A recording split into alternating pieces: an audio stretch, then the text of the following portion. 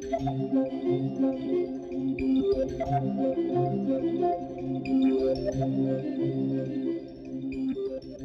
Ms. Garcia. Hello, Mr. Harris. My name is Michael Davis. I'm the New Education Association Vice President. Thank you so much for meeting with me. We wanted to talk to you because both of you have been very active regarding our schools. And we wanted to find out from each of you your thoughts on some ways our schools can improve. Mr. Harris, I know that you're a very active parent, and we often see you at the elementary school helping your child and the staff. Ms. Garcia, we know that you own a couple of businesses in the community, like that great bookstore and the pizza shop that our students and the people in the community frequent. We also know that 2 of your children graduated from our high school. Can each of you please share your thoughts about ways in which we could take our great schools to another level? Well, Mr. Davis, thank you so much for taking the time to hear our opinions about our schools. One of the things that can make the schools better is for kids to be healthier so that they can focus on their academics. One way to do that would be to have some kind of nutrition program. For example, when the students arrive in the morning time, there can be a time in the morning where they can have some sort of breakfast. Because of the number of students either not having breakfast at home or not being able to afford to have breakfast at home, this kind of program can be helpful in them having a great start to their day. An additional aspect would be to include some healthy nutritional items such as fruits and water during the aftercare program. That would go a long way regarding student health as well. I think these kinds of nutritional avenues can help the students focus on their academics and also help the parents with their time and cost as well. Thank you, Mr. Davis, for asking our opinions. I really appreciate it. Based on talking with the parents and students when they come to my bookstore and to my pizza shop, as well as when I previously came to school functions, one of the things I learned is that the class sizes are really high. So one of the things that will be really good to help the schools improve is for the class sizes to be lowered. I know that might cost some money for the district to hire more staff, but anything that can be done to minimize the class sizes will be great. Thank you both so much.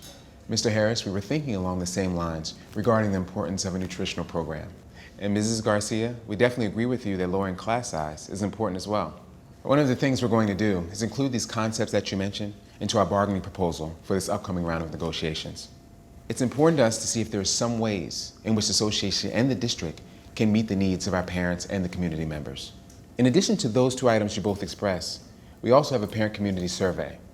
Can you please make some time and give us any other thoughts on the survey that you think might also help the students?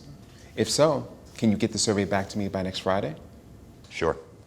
Thanks again for valuing our opinions. It really means a lot. Yes, I agree with Mr. Harris. You taking the time to hear our thoughts about how schools can improve has been very appreciative. Yes, I too can complete the survey by next Friday as well. Both of you are very welcome, and we thank you for all that you've been doing and want to do to improve our schools. Here's the survey.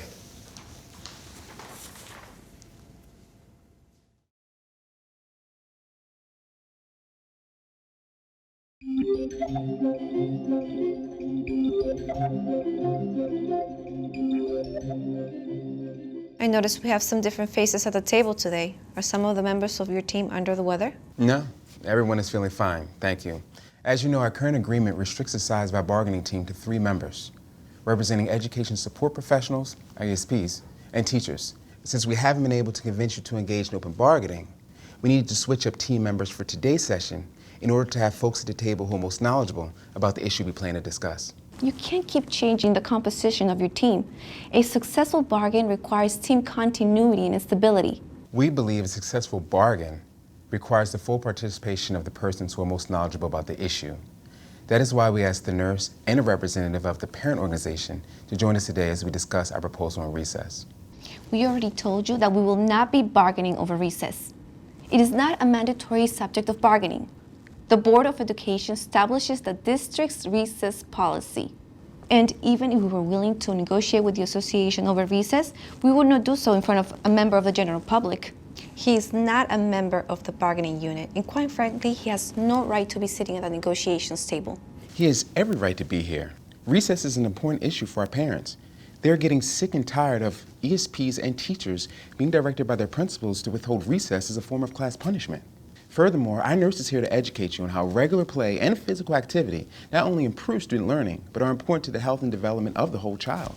It is a management right, and we will not discuss it. The matter is closed. So let me get this straight. You have told us that students are the #1 priority of the board and district leadership team, but you refuse to talk to us about an issue that is of critical importance to our students, parents, and educators. You were misrepresenting our position. Mr. Lopez, what will you report back to our parents? Well, I would like to be able to report that the school district has partnered with ESPs, teachers, and parents to guarantee that our children will be provided a minimum amount of recess time and that recess will not be withheld as a form of student discipline. But I will have to report the facts. And the fact is, the district's negotiation team doesn't seem to care that this is important to us. Hold on a minute. It's possible that I may have been a bit hasty. I think it makes good sense to hear from parents and our nurse on this recess thing. I must object. As the association president pointed out, our bargaining sessions are closed and confidential. It would be inappropriate for anyone on either team to publicly report what is said and done during negotiations. We've been completely transparent throughout this entire process. As a matter of fact, many of our issues, like recess, were developed in partnership with parents and the broader community. Our members pledged to support our student-centered bargaining platform, and we told the community that we are committed to advocating for what is best for the children. We fully intend to keep our members and the public informed about the progress of these negotiations. As a matter of fact, we are holding a rally for the schools our students deserve tomorrow night. You all should join us. What you are describing is not legal. We will let you fret about the legal nuances. We intend to do what is right. Based on now hearing your intent regarding parental and community involvement relating to recess, we will at least listen to your proposal. But we're not making any promises.